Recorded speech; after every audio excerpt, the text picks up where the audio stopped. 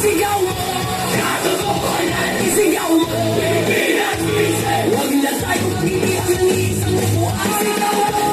Pasensya! Isigaw mo! Katotohanan! Isigaw mo! Pilipinas gising! Huwag na tayo mag-iiyak ng isang upuan! Isigaw mo! Pasensya! Isigaw mo! Katotohanan! Isigaw mo! Pilipinas gising! Huwag na tayo maging bihag ng isang upuan. Tutusin, hindi lang naman kaming mga kontraktor ang nakikinabang dito. Marami din sa inyo, mga politiko, ang nagpapataba ng bulsa sa pangungurahon.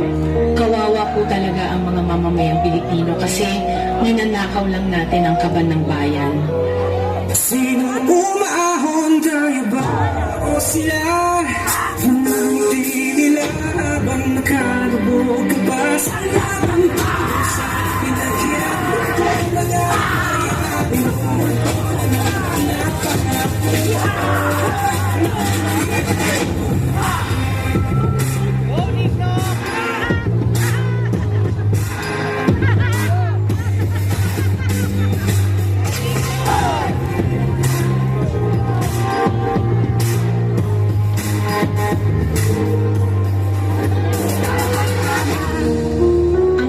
may hati-hati yan mula sa pinakamataas hanggang sa mga nasa gilid lang ng sistema.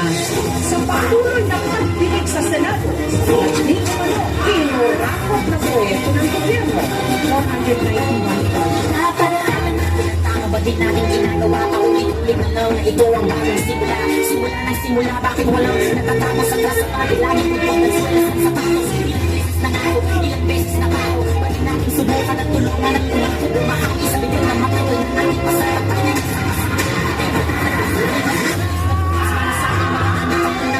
Piliin ang tamang nakatatak na natin sa pagloto, huwag na tayo pagpakuto na sa ating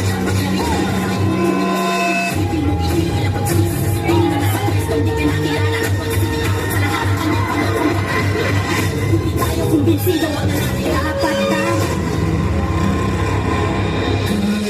Huwag ninyong ipakita sa publiko na malinis kayo dahil sa bawat proyekto may kapalit na porsyento para sa inyong mga opisina.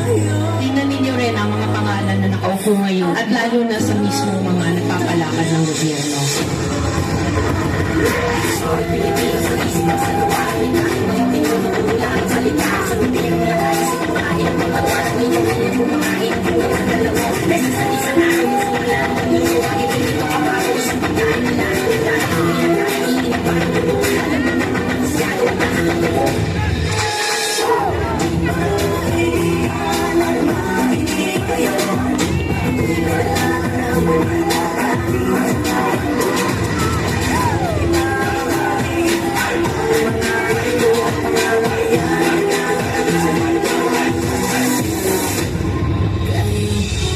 Kailan mo nga ba isa sa puso na inihalal ka ng taong bayan upang maglingkod, hindi para magpayaman, upang magsilbi, hindi para maging gahaman? Nakakapagod na maging mahirap.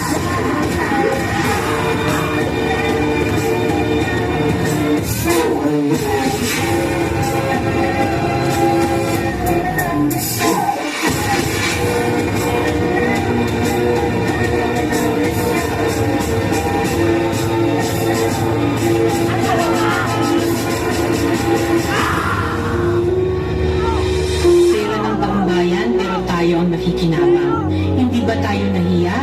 Ang mga mahihirap mas lalong naghihirap. Kaya tama na ang pangungurahot natin.